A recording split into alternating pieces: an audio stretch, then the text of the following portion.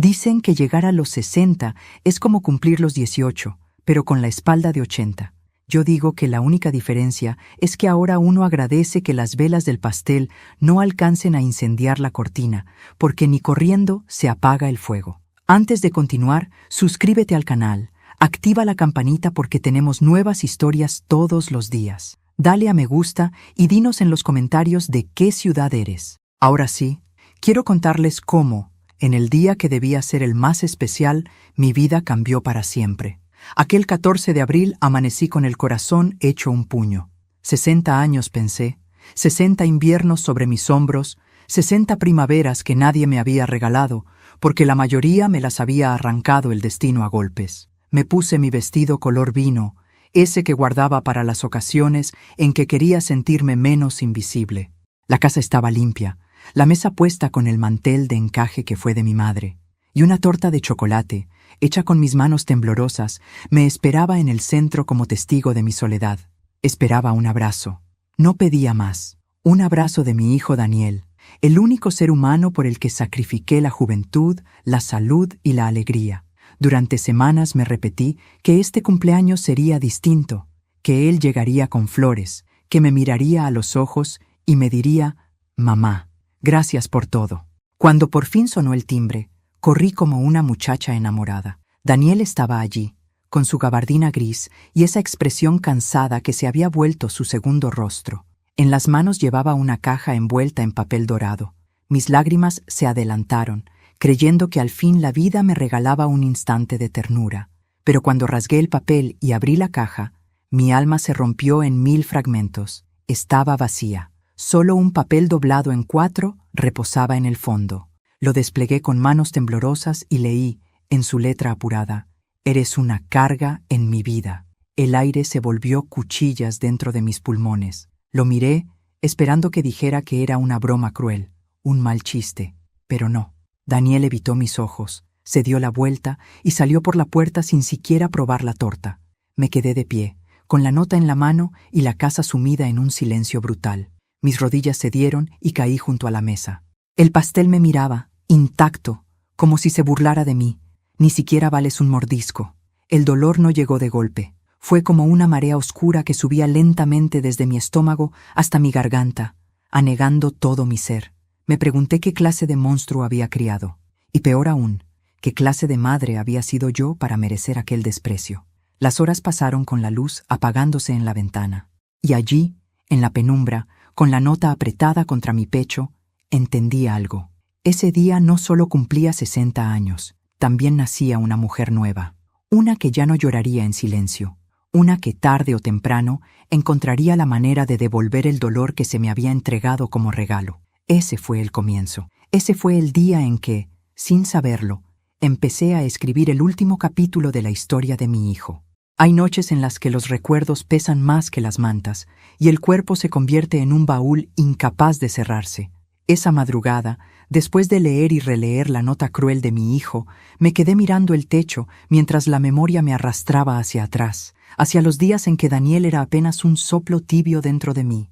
Recordé cómo me acariciaba el vientre mientras caminaba por las calles polvorientas del barrio, sin más compañía que el murmullo de las vecinas que me señalaban por ser madre soltera. Yo no tenía marido, ni promesas de futuro, ni siquiera un apellido digno que ofrecerle al hijo que venía en camino, pero sí tenía algo que ninguna de ellas, una certeza férrea de que ese niño sería mi alegría, mi razón de vivir, la justificación de mi soledad. El embarazo no fue fácil. Las náuseas no eran simples malestares, sino tormentas que me dejaban arrodillada en el baño, con los ojos enrojecidos y las costillas punzando. Sin embargo, cada movimiento de aquella criatura me llenaba de energía. Recuerdo la primera patadita, un golpecito leve que me arrancó una carcajada en medio de la noche, cuando nadie me escuchaba. Yo le hablaba, le cantaba canciones inventadas, le prometía que jamás conocería la soledad que me había acompañado desde niña. Le juré que nunca le faltaría un abrazo, que jamás sabría lo que era el rechazo. ¡Qué ironía! 60 años después, él fue quien me negó precisamente eso. Los dolores del parto casi me arrebatan la vida. 3 días en un hospital público, en una cama de hierro oxidado, con enfermeras que entraban y salían como fantasmas. Nadie esperó en la sala por mí. Nadie preguntó si había sobrevivido. Pero cuando por fin escuché su llanto, todo el sufrimiento se volvió insignificante. Lo sostuve contra mi pecho, y al mirarlo, juré que mi mundo giraría en torno a esos ojos diminutos. Nunca sospeché que aquel llanto, tan puro al nacer, un día se convertiría en gritos de desprecio. Lo crié con las uñas. Me levantaba de madrugada para amamantarlo, mientras afuera la lluvia golpeaba el techo de zinc.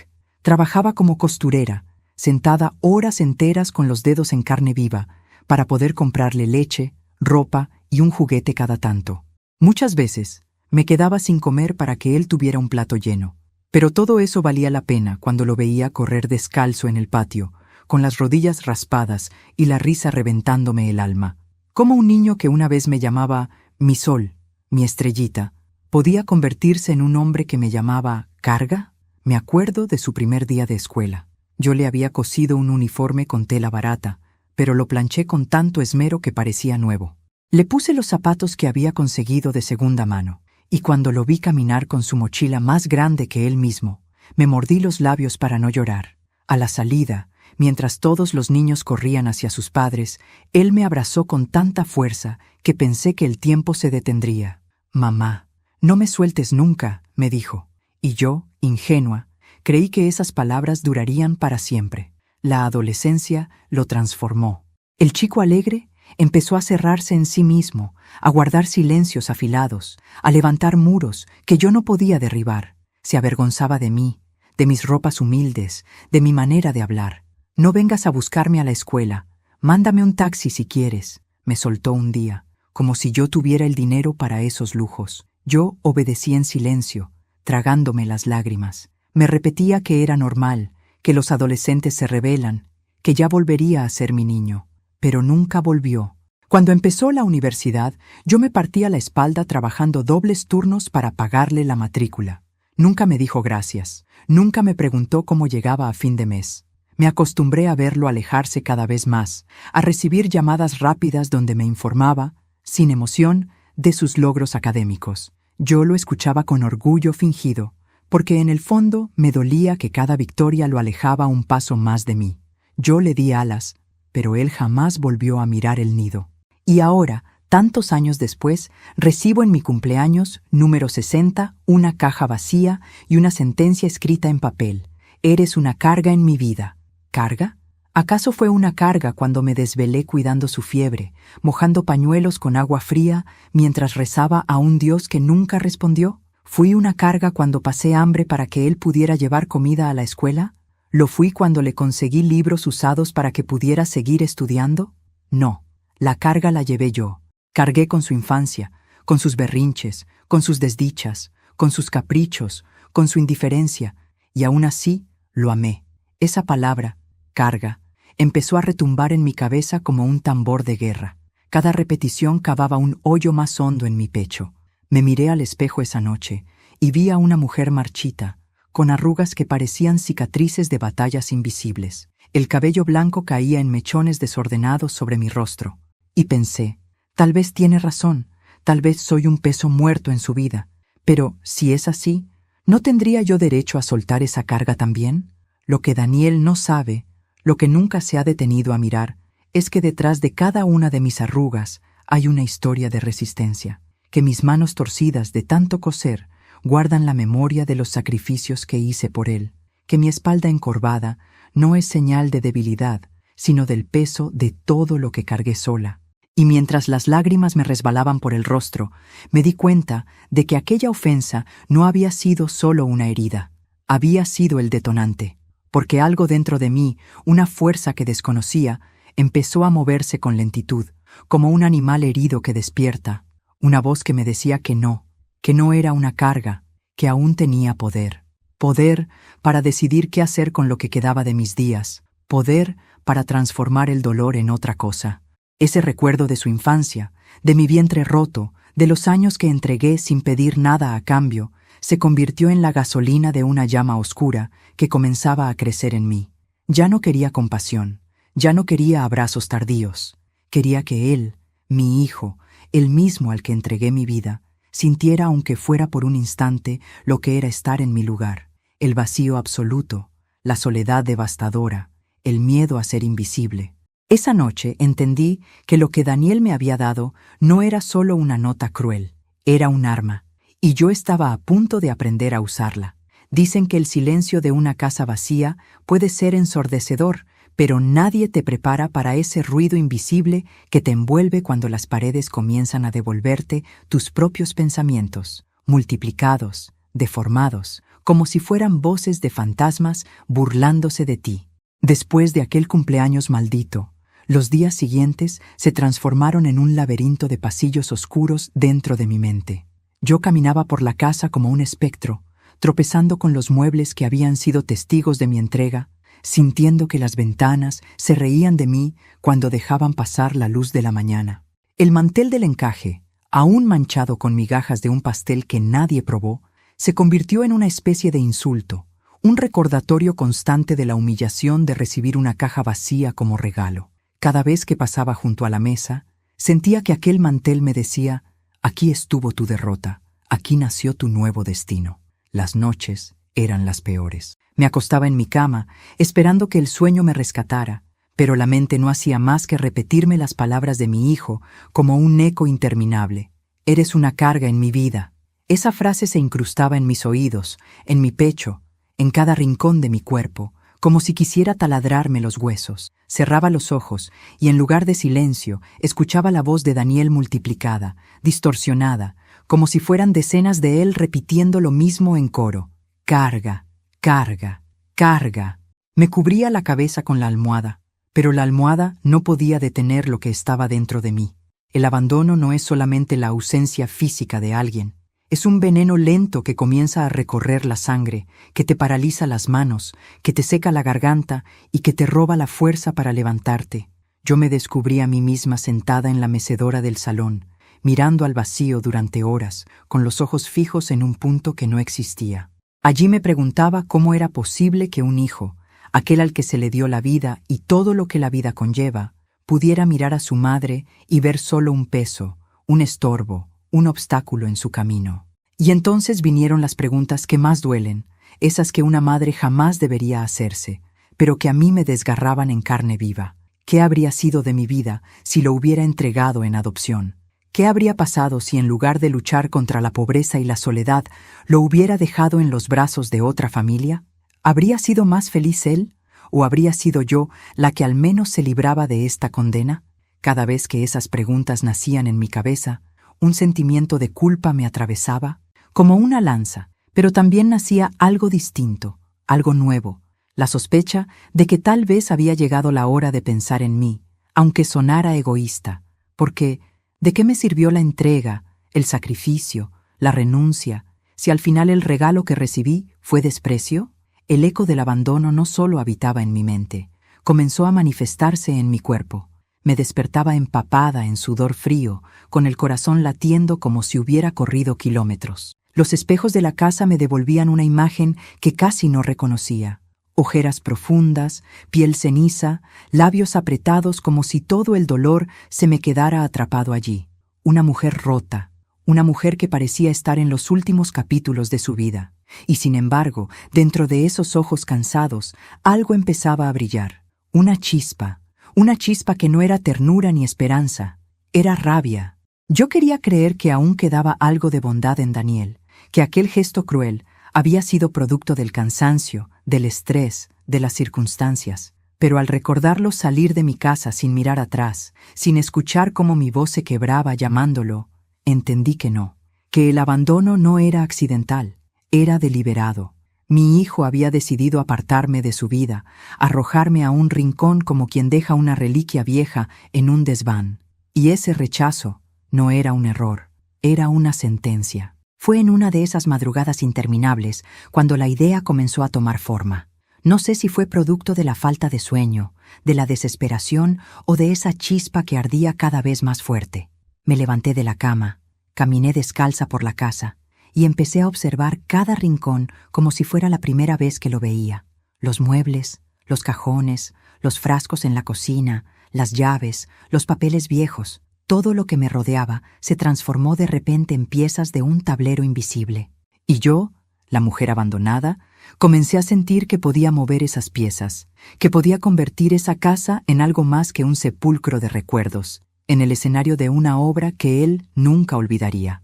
Me quedé horas frente a la ventana, mirando las luces de la calle apagarse una a una, como estrellas muriendo en un cielo artificial. Y en ese silencio descubrí una verdad que me estremeció. Yo no estaba derrotada. Tal vez mi hijo creía que al llamarme carga había clavado la última estaca en mi tumba emocional, pero lo que había hecho, sin saberlo, era liberarme. Me liberó de la ilusión de que algún día volvería a abrazarme con amor. Me liberó de la esperanza que me mantenía atada a él. Me mostró, de la forma más cruel, que ya no tenía nada que perder. Y cuando alguien no tiene nada que perder, se convierte en alguien a quien temer. Así fue como el eco del abandono dejó de ser un simple tormento y comenzó a convertirse en un plan. No lo tenía claro aún, no sabía cómo ni cuándo, pero algo dentro de mí sabía que ese eco se transformaría en una voz poderosa, capaz de devolverle a Daniel cada una de sus palabras multiplicadas por 1000. Yo, la mujer que él llamó carga, aprendería a hacerle sentir el verdadero peso de mis años, de mis sacrificios, de mi dolor. Y mientras los primeros rayos de sol entraban tímidos por la ventana, me descubrí sonriendo por primera vez en mucho tiempo. No era una sonrisa dulce ni maternal, era una sonrisa tensa, torcida, la sonrisa de alguien que comienza a despertar de un largo letargo. Una sonrisa que anunciaba que el eco del abandono no me iba a destruir, iba a guiarme, porque en ese eco descubrí que ya no era la madre sumisa, ni la mujer resignada, ni la anciana invisible. Era otra cosa, algo nuevo, algo que Daniel todavía no había visto, pero pronto lo vería, y cuando llegara ese día, sus gritos no serían de desprecio, serían de miedo, el silencio.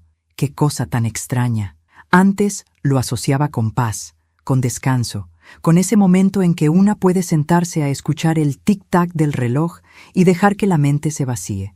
Pero después de aquel cumpleaños maldito, el silencio ya no era un alivio, era un enemigo invisible que se metía en cada rincón de la casa, en cada sombra, en cada respiro, hasta volverse insoportable. Y lo peor es que ese silencio no estaba vacío, estaba lleno de voces, voces que reconocía demasiado bien. Era la voz de Daniel cuando era niño, llamándome mamá con la ternura de quien necesita consuelo. Era también la voz de un adolescente irritado, diciéndome que no lo buscara a la salida de la escuela porque le daba vergüenza.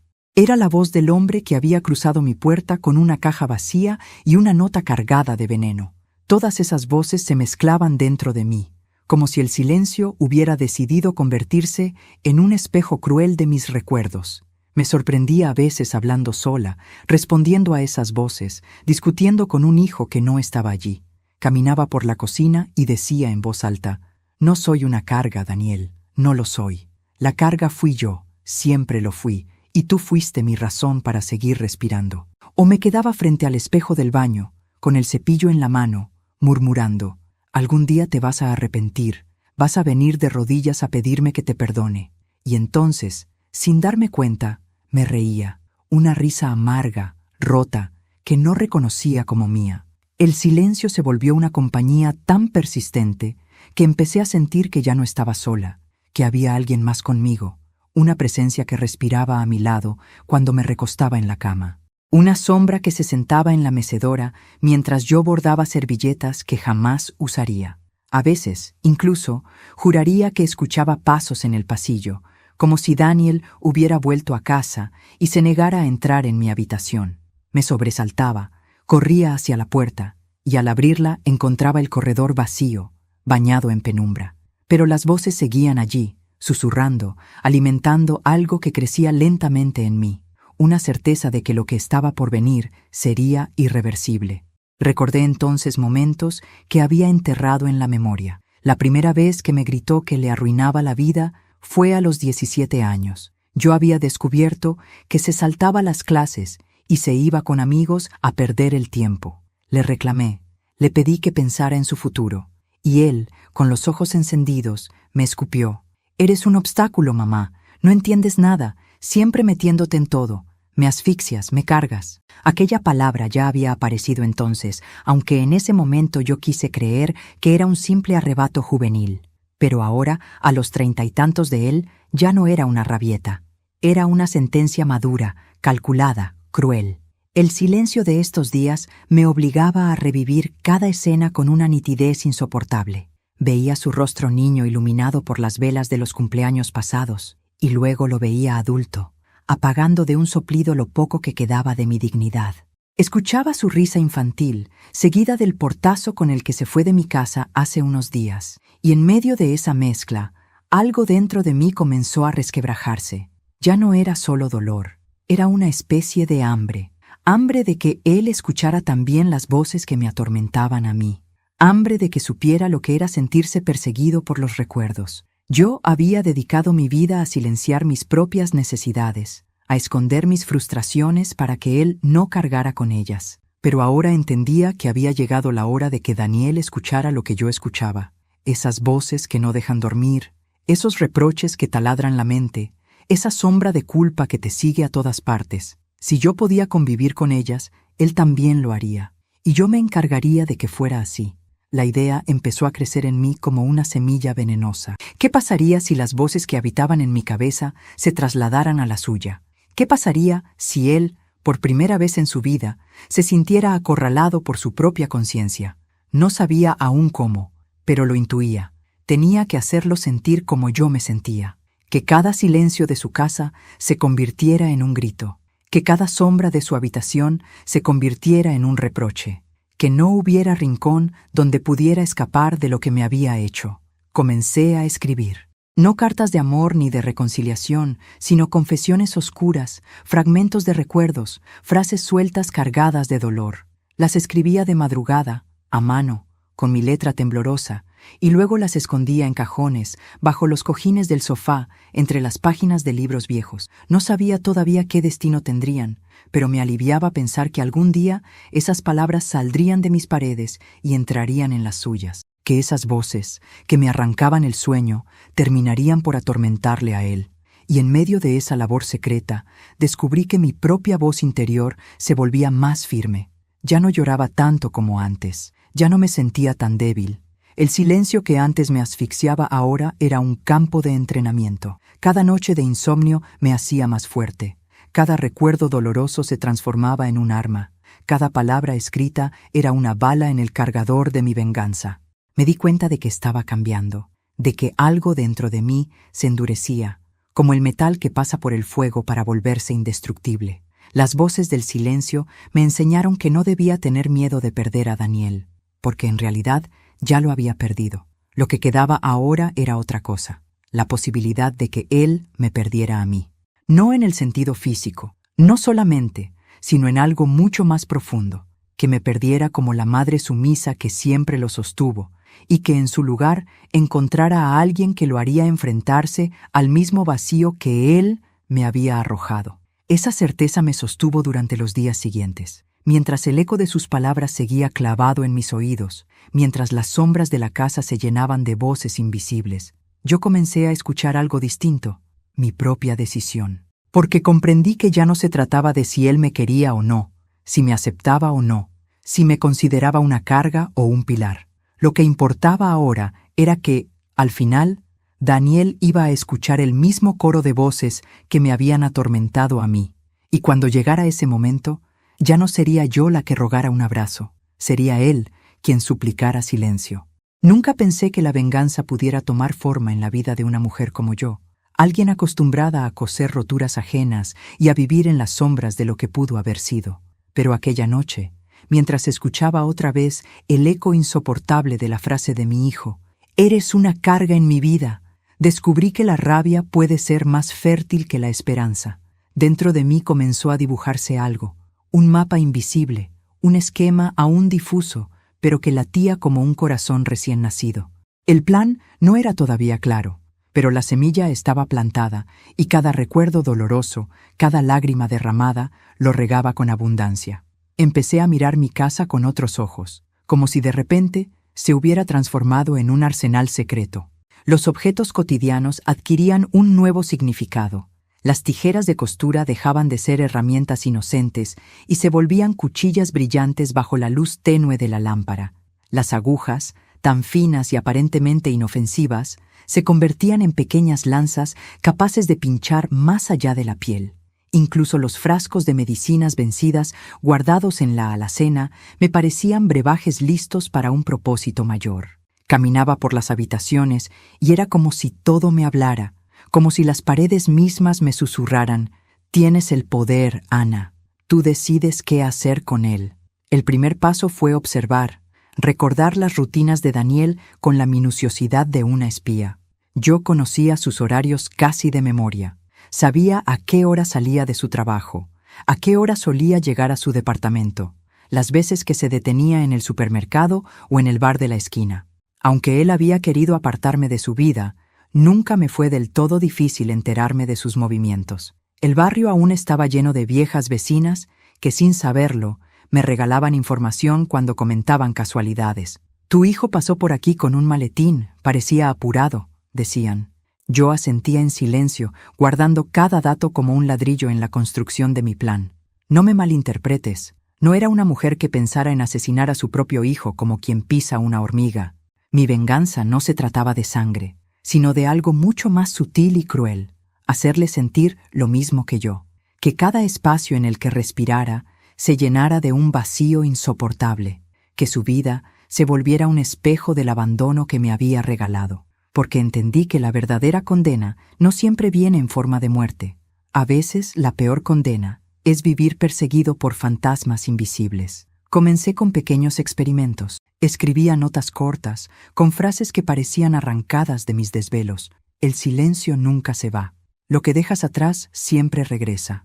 Una madre nunca olvida.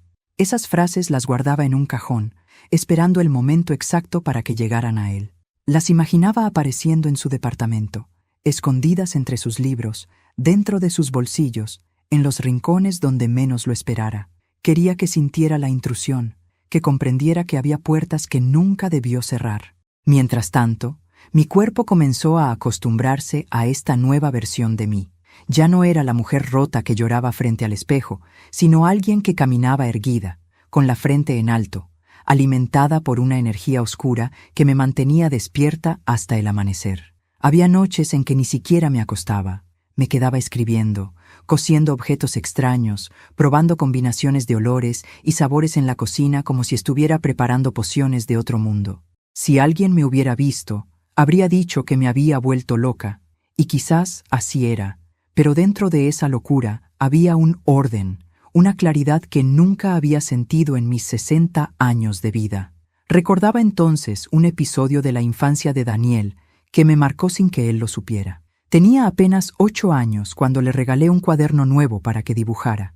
Lo encontré una semana después arrumbado en el suelo, las páginas arrancadas, los dibujos hechos trizas. Cuando le pregunté por qué lo había destruido, me contestó sin levantar la vista: «No me gustó, mamá. No me gusta que me digas qué hacer». Aquella respuesta, tan sencilla, fue el primer aviso de que dentro de él habitaba un rechazo hacia todo lo que viniera de mí. Lo había olvidado por décadas, pero ahora, en medio de mi plan, volvía a mí como una advertencia clara. Daniel nunca quiso mis regalos, nunca quiso mi compañía. Tal vez por eso la caja vacía en mi cumpleaños no era un acto espontáneo, sino la culminación de un desprecio que había germinado desde niño. Con cada recuerdo, con cada voz que emergía del silencio, mi plan adquiría más forma. No se trataba de dañarlo físicamente. Eso sería demasiado rápido, demasiado fácil. Yo quería tiempo. Quería que el tormento se extendiera como una enfermedad lenta, como un cáncer que se propaga sin aviso. Quería que su mente se convirtiera en un campo de batalla, igual que la mía. Comencé a visitar lugares que había dejado de lado hacía años. El mercado viejo, donde compré pequeños objetos baratos que parecían insignificantes, una muñeca sin un ojo, una cajita de música descompuesta, fotografías antiguas de desconocidos que algún vendedor tenía en cajas de cartón. Nadie entendía por qué una mujer de mi edad compraba cosas así, pero yo sí lo sabía. Cada uno de esos objetos sería una pieza clave para sembrar dudas en su vida. Imaginaba dejar la muñeca sobre su escritorio, que la cajita de música sonara en medio de la noche, que las fotos de extraños aparecieran en sus cajones. Nada tenía sentido lógico, y precisamente por eso lo atormentarían más. El plan era como una sombra, siempre detrás de mí, creciendo con cada paso que daba. Yo la sentía respirando en mi nuca cuando caminaba por la calle, susurrando en mis oídos cuando intentaba dormir, dictando cada movimiento de mis manos cuando escribía o cosía. Ya no era simplemente un deseo de venganza, se había convertido en una obsesión. Y aunque sabía que el camino que estaba tomando no tenía regreso, tampoco sentía miedo, porque por primera vez en décadas no me sentía débil, no me sentía invisible, me sentía poderosa. Y sin embargo, en medio de esa oscuridad que me alimentaba, había un resquicio de duda que me mordía el corazón. Una voz distinta a las demás, una voz que sonaba como la de mi madre cuando aún vivía, me preguntaba, ¿esto es lo que quieres para ti? ¿Convertirte en lo que tanto odias? Yo intentaba acallarla, pero volvía una y otra vez, como si quisiera salvarme de mí misma. Tal vez, en algún rincón de mi ser, todavía existía la mujer que soñaba con un abrazo sincero de su hijo. Pero esa mujer estaba muriendo poco a poco, reemplazada por otra que ya no quería ternura, sino justicia. La sombra del plan se volvió más nítida cuando lo vi por primera vez después de aquel cumpleaños. No me saludó con afecto, no me pidió disculpas. Apenas me lanzó una mirada rápida y siguió su camino. Y fue en ese instante que entendí que el tiempo de la espera había terminado. Ya no bastaba con planear en silencio. Pronto llegaría el momento de actuar. El tiempo, cuando se espera algo que aún no tiene forma, se vuelve viscoso, pegajoso, como si cada minuto durara una eternidad. Los 3 días posteriores a mi cumpleaños número 60 fueron así. Un interminable desfile de horas pesadas que se arrastraban por la casa como sombras. Afuera, el mundo seguía su curso con la indiferencia de siempre. Los niños iban a la escuela con sus mochilas. Las vecinas conversaban en la esquina sobre el precio del pan. Los autos pasaban con su estrépito, ajenos a la tormenta que crecía dentro de mí. Pero en mi interior, cada latido, cada respiración, me acercaba a un desenlace que intuía inevitable. Me había pasado las noches casi sin dormir, con los ojos fijos en la ventana, observando cómo la oscuridad se deshacía lentamente ante los primeros tonos grises del amanecer. En la mesa del comedor se acumulaban las notas que había escrito. Decenas de papeles con frases sueltas, recuerdos distorsionados, acusaciones envenenadas. Eran mi arsenal, mis armas invisibles, y yo las repasaba como un soldado acaricia su fusil antes de la batalla. Aquel silencio, que antes me pesaba como una lápida, se había convertido en el escenario perfecto de mi venganza. Fue en la tarde del tercer día cuando todo cambió. Yo estaba en la cocina, preparando un té amargo que apenas probaba, cuando el timbre sonó de golpe, con una urgencia que me hizo estremecer. Por un segundo, pensé que era una ilusión, que mis ansias habían provocado aquel sonido, pero no, era real. El timbre volvió a sonar, insistente, casi desesperado, como si quien estuviera al otro lado de la puerta no pudiera esperar ni un segundo más. Me levanté con calma, limpié mis manos en el delantal y caminé hacia la entrada. Al abrir, lo vi allí. Daniel, mi hijo, el mismo que 3 días antes me había entregado la caja vacía, estaba de pie frente a mí. Pero no era el hombre frío y distante que recordaba. Era un ser desencajado, con el rostro pálido, los ojos desorbitados y la respiración entrecortada. Tenía la camisa arrugada, el cabello revuelto, y un temblor nervioso le sacudía las manos. «¡Mamá!», gritó apenas me vio, como si al fin hubiera encontrado lo que tanto temía perder. «Mamá, por favor, no hagas eso». Su voz, cargada de pánico, retumbó en la sala como un trueno. Yo me quedé inmóvil, sin comprender del todo lo que quería decir. «¿No hagas qué? ¿De qué estaba hablando?» «Daniel», respondí con una calma que me sorprendió a mí misma. «¿Qué sucede?» Él dio un paso al frente, casi tropezando, y me sujetó de los brazos con una fuerza que no recordaba en él. Me miró como si necesitara asegurarse de que aún estaba allí, viva, tangible. «No puedes hacer lo que estás pensando», balbuceó. «Te lo ruego, mamá, no me hagas esto». Sentí un escalofrío recorrerme la espalda. No le había dicho nada a nadie, ni siquiera a las paredes, sobre los planes oscuros que había comenzado a tramar. Y sin embargo, mi hijo estaba allí, suplicando, como si conociera cada uno de mis pensamientos. ¿Acaso las voces que me acompañaban también habían llegado a él? ¿O era su propia conciencia la que lo había arrastrado hasta mi puerta, aterrorizado? Lo miré fijamente. Por primera vez en años, Daniel no parecía el hombre altivo que siempre me miraba desde arriba, sino un niño perdido, tembloroso, a punto de derrumbarse. Y algo dentro de mí, en lugar de enternecerse, sintió una satisfacción extraña. Sí, al fin estaba probando un poco del miedo que tantas veces yo había sentido. ¿Y qué crees que estoy pensando hacer?, le pregunté, con un tono lento, casi venenoso. Él apartó la mirada, como si no pudiera soportar la mía.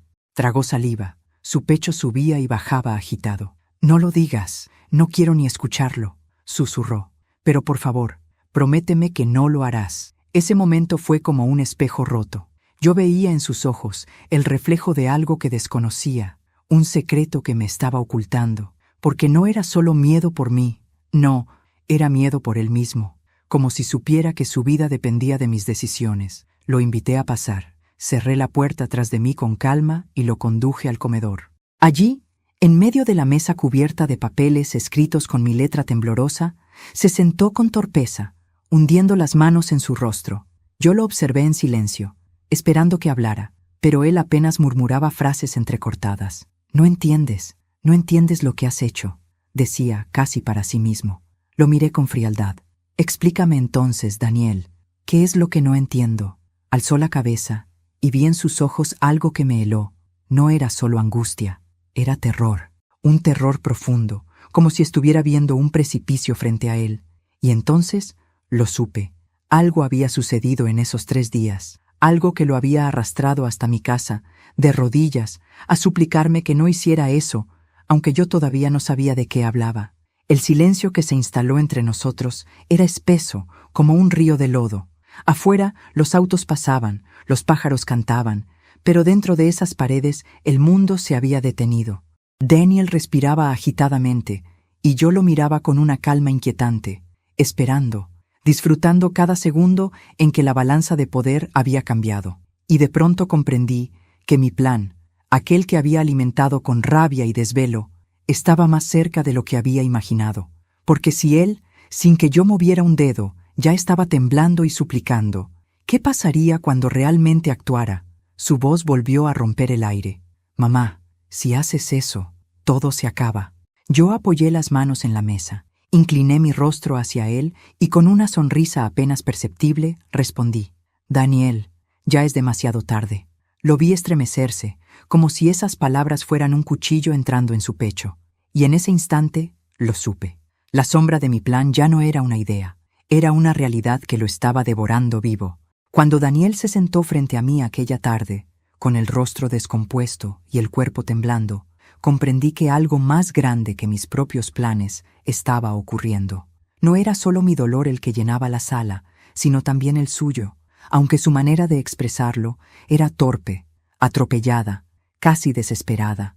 Durante años lo había visto erguirse como un hombre frío, indiferente, seguro de sí mismo, incapaz de derramar una lágrima frente a mí. Pero ese día, en mi comedor iluminado por una luz tenue que se colaba entre las cortinas, vi al verdadero Daniel, un ser humano quebrado, incapaz de sostener su propia fachada. El silencio entre nosotros pesaba tanto que parecía tener forma.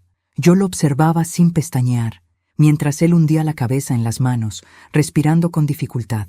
Lo dejé sufrir en ese silencio unos minutos, disfrutando de la inversión de roles. Ahora era él quien se retorcía por dentro, y yo la que esperaba una explicación. Finalmente levantó la cabeza y con la voz rota dijo algo que jamás habría imaginado. «No tienes idea de lo que hiciste, de lo que me obligaste a vivir, mamá». La frase cayó como una piedra en medio del agua. Mi primer impulso fue reírme, porque ¿qué podía haber hecho yo, más allá de criar sola a un hijo ingrato, coser hasta que los dedos sangraran y entregarle la vida entera? ¿Qué podía haber hecho para ser acusada con ese tono de reproche? Pero su mirada estaba llena de una intensidad que me detuvo. No era un capricho, no era un berrinche, era algo más. «¿Qué quieres decir con eso?», pregunté, inclinándome hacia él con un hilo de voz envenenado por la sospecha. Daniel apretó los puños. Por un momento pareció debatirse consigo mismo, como si no supiera si debía hablar o callar. Finalmente exhaló con fuerza y lo dijo: «Yo sé que me tuviste sola, pero no sé si alguna vez me quisiste de verdad». La acusación me atravesó como un cuchillo. ¿Cómo podía atreverse a dudar de mi amor cuando había sido mi razón de existir durante 60 años? Quise gritarle que yo había entregado todo por él, pero me contuve. Lo dejé hablar, porque algo en su tono me decía que aún faltaba lo peor. «Crecí con la sensación de que te arrepentías de haberme traído al mundo», continuó, con los ojos fijos en un punto invisible, como si hablara con un fantasma. «Nunca lo decías, pero yo lo veía en tu mirada cansada, en la forma en que suspirabas cuando volvías de trabajar, en las noches en que te encerrabas en tu cuarto y pensabas que yo dormía. Yo escuchaba tus llantos, mamá. Yo escuchaba cómo decías que estabas sola, que la vida te había castigado, que cargar conmigo era demasiado». Me quedé helada. Los recuerdos regresaron a mí con una violencia inesperada. Sí, era verdad. Había noches en las que, agotada y destrozada, me recostaba en la cama y dejaba escapar esas palabras. Nunca pensé que él pudiera escucharlas. Creí que dormía profundamente en su cuarto, que mis susurros se perdían en la oscuridad. Y sin embargo, él estaba allí, con las orejas atentas, absorbiendo cada lamento como un veneno silencioso. «No sabes lo que fue crecer con eso», dijo Daniel, con lágrimas que finalmente se atrevieron a salir, con la sensación de que mi sola existencia era un error, un castigo para ti. «¿Sabes lo que es mirarte en el espejo siendo un niño y pensar, mi mamá estaría mejor si yo no estuviera aquí?» Mi corazón se contrajo. Nunca imaginé que mis propios desahogos se convirtieran en su herida más profunda. Para mí, eran palabras que se evaporaban en el aire, gritos al vacío para soportar la carga de una vida injusta. Para él, fueron dagas que se clavaron en su infancia, que moldearon la forma en que me miraba, en que se miraba a sí mismo. «Y luego crecí», continuó sollozando con rabia. «Crecí con esa idea fija en la cabeza, que era una carga, que mi vida se construía sobre tu sacrificio, que nunca podría devolverte lo que me diste. Y cada vez que fracasaba, cada vez que cometía un error, esa voz volvía a gritarme: eres un peso, eres un estorbo», hasta que llegó un punto en que no podía diferenciar si era tu voz o la mía. Su confesión me golpeaba con la fuerza de una tormenta. Yo había creído que todo lo hacía por amor, que cada lágrima derramada, cada queja al aire eran solo parte del sacrificio de una madre soltera. Pero ahora entendía que esas quejas, esas noches de desesperación, habían sido escuchadas por unos oídos demasiado frágiles, y que esas palabras, que nunca fueron dirigidas a él, se habían quedado grabadas en su mente como un tatuaje invisible. «Por eso», dijo Daniel, respirando con dificultad, como si soltar esa verdad lo desgarrara por dentro. «Por eso te dejé esa caja vacía, porque así me sentí toda mi vida, vacío. Como un regalo que nunca pediste, como algo que cargaste porque no te quedó de otra. Y yo ya no podía más. Me quedé en silencio, paralizada, mientras las piezas caían en su lugar. El desprecio que había sentido en su gesto cruel, la rabia que me había empujado a planear mi venganza, tenían raíces mucho más hondas de lo que yo había creído. No era solo ingratitud, era un dolor antiguo, un veneno que yo misma, sin saberlo, le había inoculado. Y sin embargo, algo en mí se resistía a asumir toda la culpa. Sí, quizá mis lamentos habían sido escuchados, pero ¿acaso no tenía derecho a quejarme? ¿Acaso no era humano sentir cansancio, desesperación, miedo?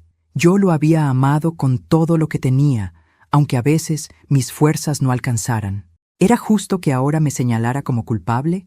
¿Como si todo lo malo de su vida se redujera a mis susurros nocturnos? «Daniel», murmuré con la voz quebrada pero firme, «si alguna vez me escuchaste decir que estaba cansada, si alguna vez me oíste llorar, no fue porque me arrepintiera de tenerte, fue porque el mundo me dejó sola, porque la vida me golpeó sin piedad. Pero nunca, nunca me arrepentí de ti». Él sacudió la cabeza, negando con fuerza. «Eso no importa, mamá. Lo que importa es lo que sentí, y eso me marcó para siempre». Nos quedamos mirándonos a los ojos, atrapados en un duelo silencioso donde las culpas y los resentimientos se enfrentaban. Y fue en ese instante cuando entendí que la venganza que yo había planeado, aquella que alimentaba en secreto, no era solo un castigo para él, era también un castigo para mí. Porque en el fondo, lo que me dolía no era solo que él me llamara carga, sino saber que en algún punto, quizás sin querer, yo lo había hecho sentir exactamente eso. Una carga, el pasado, que yo había intentado enterrar bajo el peso de los sacrificios, salía ahora a la superficie con la fuerza de un huracán.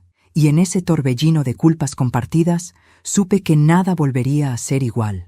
La confesión de Daniel quedó flotando en la sala como un veneno que impregnaba cada objeto, cada rincón, cada sombra.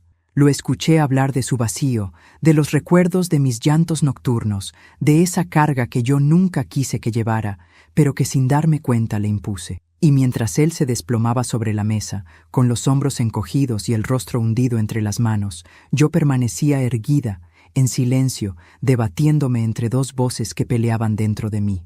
Una, la voz materna, me suplicaba que lo abrazara, que le dijera que todo había sido un error, que no era mi culpa ni la suya, que aún podíamos salvar lo poco que quedaba de nuestra relación. La otra voz, oscura y firme, me decía que era tarde, que el daño ya estaba hecho, que aquel hombre frente a mí era el mismo que me había mirado con desprecio y me había llamado carga en el día más doloroso de mi vida, y que ahora debía pagar. El precio de la sangre, pensé, no siempre se paga con heridas físicas. A veces la sangre pesa en la memoria, en el corazón, en las culpas que nos marcan como tatuajes invisibles, y yo había cargado con la mía durante 60 años, sola, sin ayuda, sin descanso. Pero ahora me encontraba frente a un dilema imposible. ¿Debía aceptar su confesión como una especie de redención tardía? ¿O debía apretar con más fuerza la soga de mi plan, para que él sintiera cada gota del sufrimiento que me había entregado? Me levanté de la silla lentamente, caminé hacia la ventana y corrí la cortina. Afuera, el día caía en tonos rojos y anaranjados, como si el cielo mismo sangrara conmigo. Pensé en todo lo que había dado, mi juventud marchita entre costuras, mis sueños deshechos en noches de hambre, mi cuerpo deformado por los partos y el esfuerzo, mis lágrimas tragadas en silencio. Pensé en las veces que lo había defendido de los vecinos, en los castigos que recibí de una sociedad que me llamó desvergonzada por criar sola, en los trabajos miserables que acepté para que nunca le faltara un cuaderno. Y me pregunté, ¿valió la pena? Daniel levantó la cabeza y me miró, sus ojos rojos como brasas. Había en ellos una súplica silenciosa, un grito de ayuda que intentaba ocultar bajo el peso de su orgullo. Quise reconocer en ese rostro al niño que corría descalzo en el patio, al que me abrazaba diciéndome, «Mamá, no me sueltes nunca». Pero ya no lo veía. En su lugar, solo estaba el hombre que me había dejado sola frente a un pastel intacto, con una nota que me arrancó el alma.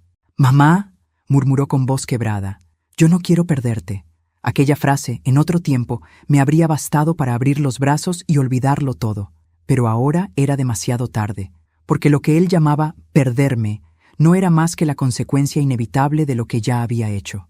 Me había perdido el día que me llamó carga, y aunque intentara retroceder, aunque quisiera deshacer sus palabras con un arrepentimiento improvisado, el daño estaba escrito en mi piel como cicatrices imborrables. Me giré hacia él, y por primera vez hablé con una calma que me asustó.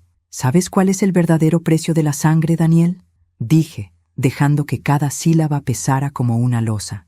«No son las heridas que vemos, no son los golpes que se curan con vendas. Es el peso de lo que heredamos, de lo que transmitimos sin querer, de las culpas que pasan de una generación a otra como una maldición. Yo cargué con las culpas de mi madre, y tú cargas con las mías. Esa es nuestra condena». Él se estremeció. Intentó responder, pero su voz se quebró en un sollozo. Por un instante pensé que podía salvarlo, que podía romper esa cadena maldita con un gesto de compasión. Pero entonces recordé la caja vacía, la nota con aquellas palabras crueles, el abandono absoluto en el día en que más lo necesitaba, y la chispa de compasión se extinguió. La venganza no era un acto de odio ciego, era un acto de justicia torcida. Él debía sentir en carne propia el peso de lo que yo había sentido durante décadas. No solo su culpa, sino también la impotencia, el vacío, el abandono, y comprendí que, de alguna manera, esa era también la herencia que le dejaría. Me acerqué a la mesa. Tomé uno de los papeles que había escrito en mis noches de insomnio y se lo puse frente a los ojos. Era una nota breve, con mi letra temblorosa. El silencio nunca se va. Lo leyó con asombro, como si esas palabras lo atravesaran por dentro. Yo lo observaba, impasible, mientras él palidecía. ¿Esto también es tuyo?», me preguntó, con la voz cargada de miedo. Asentí. «Es el precio de nuestra sangre, Daniel. Lo que sembramos con palabras, lo cosechamos con ecos que nunca se callan». Él apretó la nota con las manos, como si quisiera destruirla, pero al mismo tiempo sabía que no podía, porque esas palabras ya estaban en su mente, grabadas como una sentencia. Lo vi derrumbarse un poco más, hundido en el pánico de comprender que yo no era la víctima indefensa que siempre había creído, y en ese instante supe que había alcanzado el punto de no retorno. El dilema, sin embargo, seguía latiendo en mí. Una parte de mi corazón, pequeña pero persistente, me decía que todavía podía perdonarlo, que podía romper la espiral de odio. Pero la otra parte, más fuerte, más ruidosa, me recordaba que yo había esperado un abrazo y recibí una daga, que yo había pedido amor y recibí abandono, y que ahora él debía experimentar la misma desesperación que me había condenado a mí. Esa noche, después de que se marchó entre lágrimas y súplicas, me quedé sola en la casa. Encendí una vela y miré el mantel de encaje aún extendido sobre la mesa. El pastel ya estaba duro, reseco, convertido en un objeto inútil. Lo tiré a la basura con un gesto decidido, como quien entierra un cadáver, porque entendí que la dulzura ya no tenía cabida en mi vida. Lo que quedaba era el precio de la sangre, un legado de dolor que había comenzado mucho antes de mí y que ahora continuaría con él. Y mientras la llama de la vela titilaba, pensé en algo que me heló. Tal vez la venganza no era contra él solamente. Tal vez era contra mí misma. Tal vez, al arrastrarlo a este destino, lo único que hacía era pagar con mis propias manos el precio de mi propia sangre. Las horas posteriores a la visita de Daniel se convirtieron en un punto de inflexión. Hasta entonces, todo había sido un plan tejido en las sombras, una serie de ideas que se amontonaban en mi mente como hilos sueltos, esperando a ser entrelazados en un diseño final. Pero aquella tarde, al verlo suplicar, al escuchar su voz temblar pidiéndome que no hiciera eso, sin siquiera nombrarlo, algo cambió. Fue como si me entregara, sin saberlo, la llave que faltaba para cerrar la trampa. Comprendí que no era yo la que debía tener miedo, sino él, y que la decisión que estaba a punto de tomar no solo sellaría su destino, sino también el mío. Me senté frente a la mesa del comedor, esa mesa que había sido escenario de nuestras confesiones, de nuestras lágrimas, de nuestras batallas silenciosas. Las notas que había escrito estaban desparramadas como hojas de otoño, frases cortas, algunas apenas legibles, otras tan claras que parecían cuchillas. Las fui apilando con cuidado, una sobre otra, formando un bloque compacto de palabras envenenadas. Aquello ya no era un simple desahogo, era un manifiesto. Era mi manera de decirle al mundo, y a mí misma, que ya no iba a ser la mujer invisible que esperaba migajas de afecto. Abrí uno de los cajones de la cocina y saqué la cajita donde guardaba pequeños objetos comprados en el mercado. La muñeca sin un ojo, la cajita de música rota, las fotografías antiguas de desconocidos y algunas otras piezas que había ido coleccionando como quien junta amuletos de un conjuro secreto. Las extendí sobre la mesa y por primera vez pude ver la escena completa. Cada objeto era un símbolo, cada palabra escrita era una semilla. Todo formaba parte de un ritual que no necesitaba sangre física para ser efectivo, porque era mucho más profundo. Era un ataque al alma. Durante años me había dicho que la venganza no era para mí, que era cosa de otros, de gente cruel, de corazones podridos. Pero en aquel momento comprendí que la venganza no siempre nace del odio, a veces nace del amor herido. Y un amor herido, alimentado durante décadas, puede convertirse en un arma más filosa que cualquier cuchillo. El dilema, sin embargo, me golpeaba una y otra vez. Había en mí una pequeña Ana, esa mujer que aún deseaba un abrazo, que aún soñaba con un perdón mutuo, con una reconciliación tardía. Esa Ana me susurraba: «Para, aún puedes detenerte, aún puedes romper este ciclo antes de que sea demasiado tarde». Pero la otra voz, más poderosa, más insistente, respondía: Es ahora o nunca. Si te detienes, volverás a ser la misma mujer rota de siempre. Si actúas, por fin serás libre. Me levanté y caminé por la casa, tocando con los dedos los marcos de las puertas, los respaldos de las sillas, los objetos que había compartido con Daniel en otros tiempos. Cada roce era un recuerdo, su risa infantil mientras corría por el pasillo, sus primeros dibujos pegados en la pared, sus pasos firmes cuando ya era un hombre que entraba sin saludar. Todo eso, ahora, eran fantasmas que me acompañaban en mi marcha hacia el acto final. Al caer la noche, encendí una sola lámpara en la sala. La luz amarilla bañó los objetos y las notas, dándoles un aire de ceremonia. Me senté de nuevo frente a la mesa y comencé a organizarlo todo.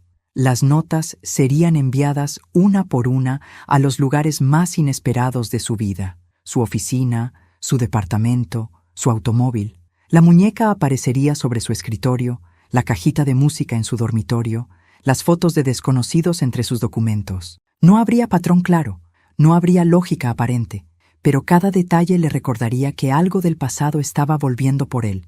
No habría descanso, no habría refugio. Mientras trazaba el plan, me di cuenta de que no era solo una estrategia para atormentarlo. Era también mi forma de soltar lo que llevaba dentro. Cada nota escrita, cada objeto colocado en su sitio, era como arrancar una espina de mi propio corazón y clavársela a él. Por primera vez en mucho tiempo, me sentí ligera. Esa noche soñé con mi madre. La vi sentada en su vieja cocina, con las manos llenas de harina, mirándome con ojos severos. «El precio de la sangre no se paga así», me dijo en el sueño. Pero yo no podía responderle. Era como si mi madre quisiera advertirme, pero yo ya estaba demasiado lejos para escucharla. Me desperté sudando, con el corazón acelerado, pero sin culpa. Al amanecer, cuando el sol apenas comenzaba a pintar de oro los bordes de las cortinas, supe que había llegado el momento. La decisión estaba tomada. No habría vuelta atrás. Me vestí con mi ropa más sencilla, me recogí el cabello y con manos firmes comencé a preparar la primera tanda de notas y objetos. Cada uno tenía un destino preciso. Cada uno era un paso más hacia un punto de no retorno. Mientras los guardaba en una bolsa de tela, pensé en Daniel, en cómo reaccionaría al encontrarlos, en cómo su mente, ya quebrada por sus propias culpas, comenzaría a dudar de todo, de su cordura, de su seguridad, de su pasado. Me lo imaginé mirando las fotos de desconocidos, tratando de encontrar algún rostro familiar. Me lo imaginé escuchando la cajita de música rota en medio de la noche, preguntándose quién la había puesto allí.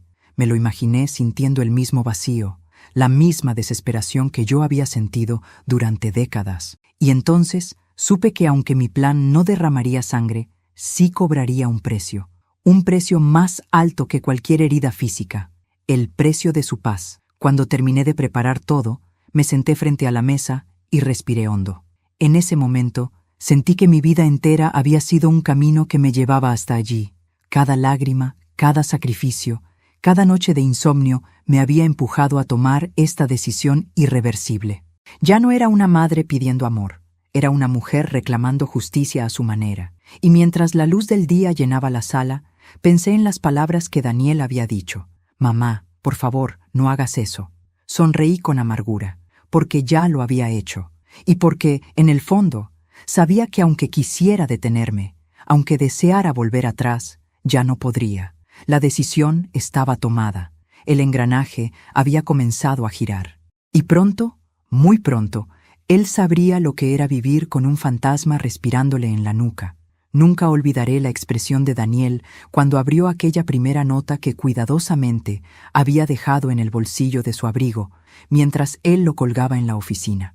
Yo lo había seguido a la distancia, invisible como una sombra, viendo cómo el destino se empezaba a torcer. Lo observé desde la ventana del café de enfrente. Sus manos, nerviosas, revolvieron el bolsillo y encontraron el papel doblado.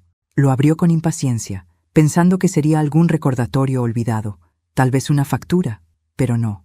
Eran mis palabras, escritas con la misma letra temblorosa con la que tantas veces le había firmado permisos escolares. El silencio nunca se va.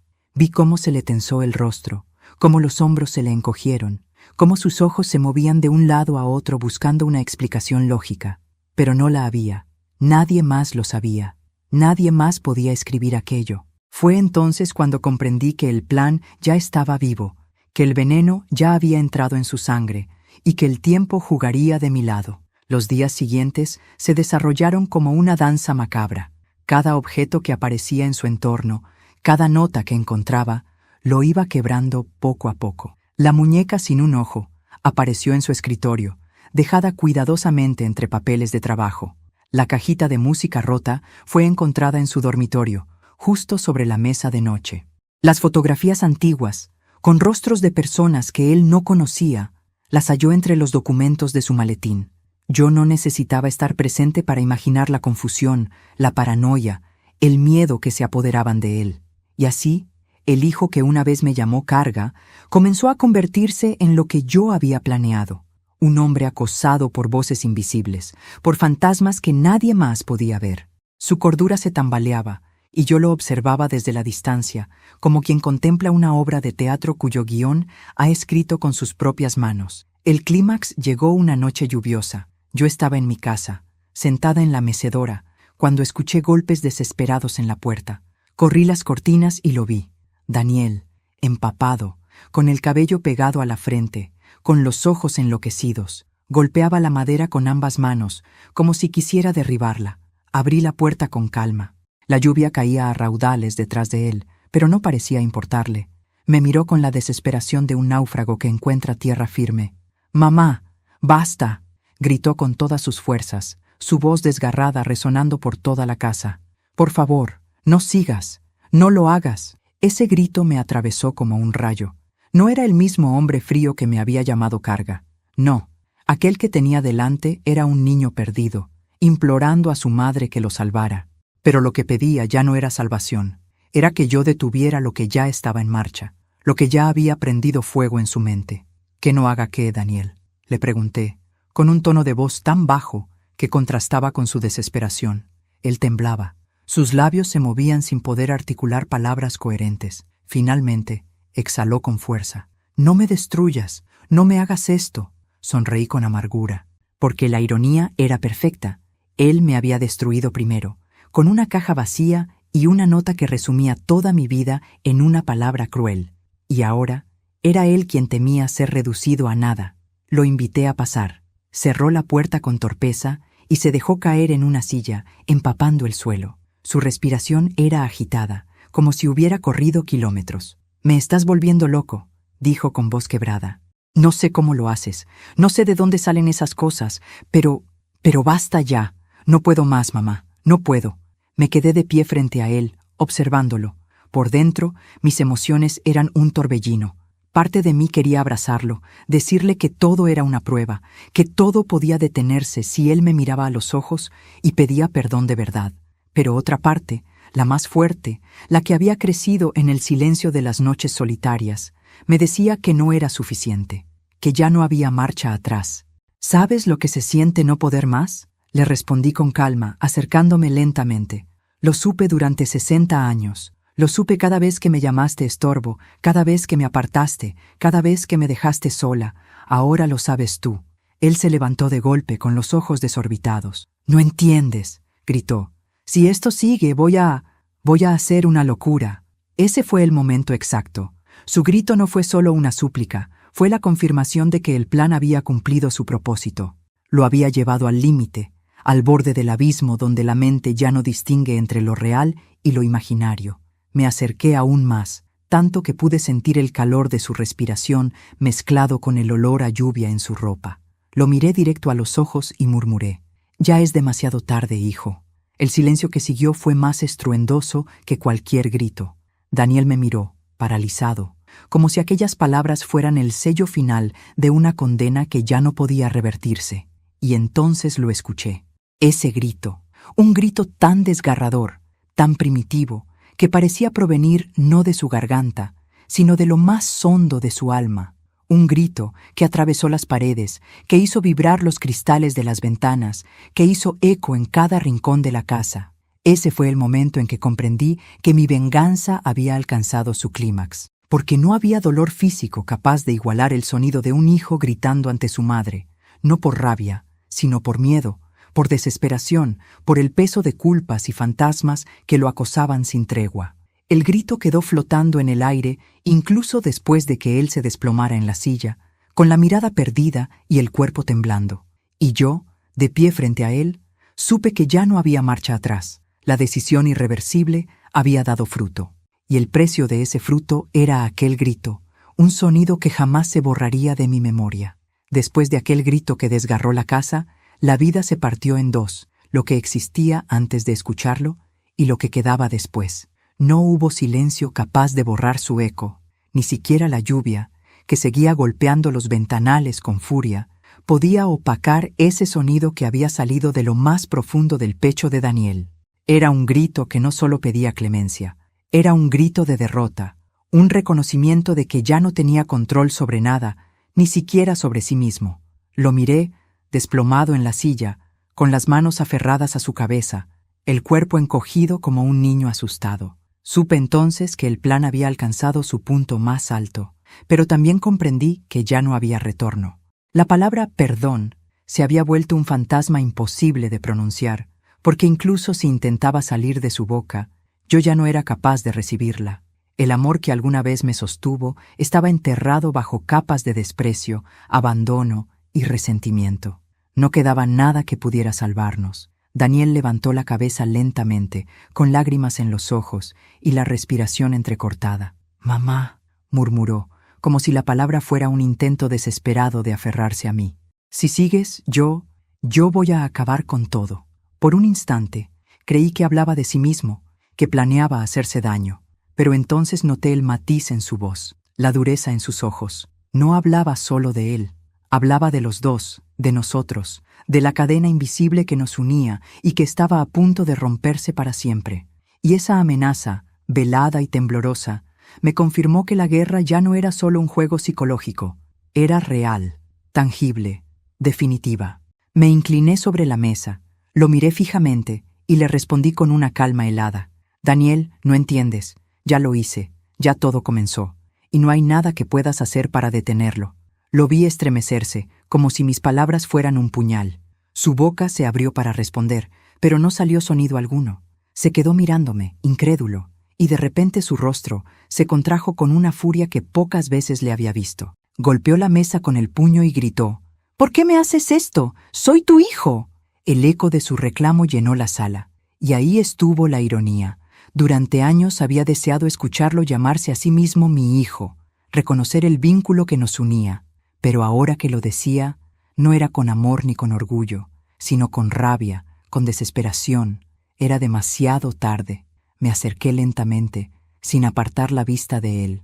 «Eres mi hijo, sí», respondí con voz firme, «y por eso duele más. Porque todo lo que eres, lo construí con mis manos, con mis lágrimas, con mis desvelos, y todo lo que ahora sufres es apenas una sombra de lo que yo sufrí por ti».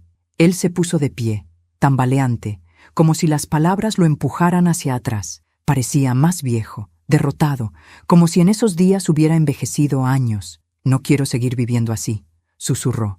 «Ya no puedo». Lo miré con una mezcla de compasión y dureza. Parte de mí quería abrazarlo, consolarlo, decirle que todo había sido una lección y que podíamos empezar de nuevo. Pero esa parte estaba agotada, muerta. La otra, la que había nacido de mi soledad y mi rabia, fue la que habló. «Yo tampoco pude durante mucho tiempo, Daniel. Y sin embargo, aquí estoy. Tú también aprenderás a vivir con esto». Él cayó de rodillas, llorando, como si mis palabras fueran una sentencia irrevocable. Me pidió que lo detuviera, que dejara de atormentarlo, que no lo empujara más al borde, pero ya no dependía de mí. El engranaje estaba en marcha y el mecanismo de la venganza, una vez activado, no conoce freno. En ese momento, un pensamiento me atravesó como un relámpago. Tal vez no era yo quien lo destruía, sino él mismo. Tal vez lo único que hice fue encender la chispa de un incendio que ya llevaba años gestándose en su interior. Yo solo había sido el espejo en el que se reflejaban sus culpas más profundas. Lo vi llevarse las manos al rostro, rasgarse la piel con desesperación, como si quisiera arrancarse de encima algo que lo devoraba. Sus gritos se mezclaban con sollozos, y cada palabra que salía de su boca era un lamento que ya no podía reparar nada. Detente, mamá, por favor. Te lo ruego, clamaba entre lágrimas. No sigas, no me abandones así. Pero esas súplicas llegaron demasiado tarde. Durante 60 años había esperado esas palabras, ese reconocimiento, ese ruego de amor. Pero en el instante en que finalmente llegaron, yo ya no era la mujer que las deseaba. Me habían arrancado de raíz la capacidad de conmoverme. Me acerqué a él, le acaricié el cabello mojado por la lluvia que aún chorreaba de su ropa y le susurré al oído: «Hijo, cuando viniste con aquella caja vacía, no lo entendiste, pero en realidad me regalaste la libertad. Y la libertad, Daniel, no conoce compasión». Él se apartó de golpe, mirándome con los ojos desorbitados. Comprendió, en ese momento, que no había redención posible, que cualquier intento de reparar lo roto había llegado demasiado tarde. El reloj de pared marcó las 11 con su campanada metálica, y ese sonido se mezcló con el silencio que siguió a mis palabras, un silencio que ya no era vacío, sino definitivo. Daniel, temblando, se levantó como pudo y corrió hacia la puerta. La abrió de par en par y salió a la oscuridad de la noche, gritando mi nombre como si quisiera arrancarme de ese lugar. Yo no lo seguí. Me quedé de pie en la sala, rodeada de los objetos que había usado para mi plan, iluminada apenas por la lámpara amarillenta, y supe que el final se acercaba, que el último acto de esta tragedia estaba a punto de escribirse. El eco de sus pasos alejándose se perdió en la calle mojada. Y yo, sola otra vez, comprendí que el precio de la venganza era la soledad absoluta. Pero ya no importaba, porque lo que Daniel no sabía era que, aunque gritara, aunque llorara, aunque se arrepintiera, la respuesta siempre sería la misma: demasiado tarde. La noche en que Daniel huyó gritando de mi casa, supe que el plan había alcanzado el desenlace inevitable. Pero lo que él ignoraba era que mi venganza no dependía de muñecas ni notas. Dependía de un sobre marrón que ya estaba en camino. Dentro, guardé la carta que él escribió de adolescente tras aquel accidente oculto, las fotos del coche, el recibo del taller y una memoria USB con pruebas y mi propia voz. Todo lo que enterré por protegerlo durante décadas ahora salía a la luz. El sobre ya había sido programado para llegar a la fiscalía, a la policía, a su despacho y a la madre de la chica atropellada. Cuando él gritó: «Mamá, no hagas eso», no pedía detener juegos psicológicos, sabía que había destapado su secreto. El día amaneció brillante, ajeno a la tormenta. A media mañana, mi viejo teléfono vibró con los acuses: fiscalía, policía, despacho de abogados y, el más doloroso, la señora Reynoso. Todo entregado. El engranaje estaba sellado. Cuando salí de casa, 2 policías me esperaban para tomar mi declaración. No mentí. Conté lo que había callado tantos años. Porque una madre cree que arregla el mundo tragándose los cristales. Dije: hoy los escupo. En el pasillo lo vi. Daniel, derrotado, incapaz de pronunciar una palabra. No hubo abrazo, ni disculpa. Solo un abismo definitivo entre los dos. Al volver a casa, ya no quedaban muñecas ni notas. Solo una mesa vacía y un reloj que seguía marcando el tiempo. Escribí una última frase, no para él, sino para mí: no soy una carga. Luego abrí la puerta del patio, dejé que el sol me tocara las manos y respiré. Por primera vez en 60 años, el silencio no pesaba, sonaba a libertad.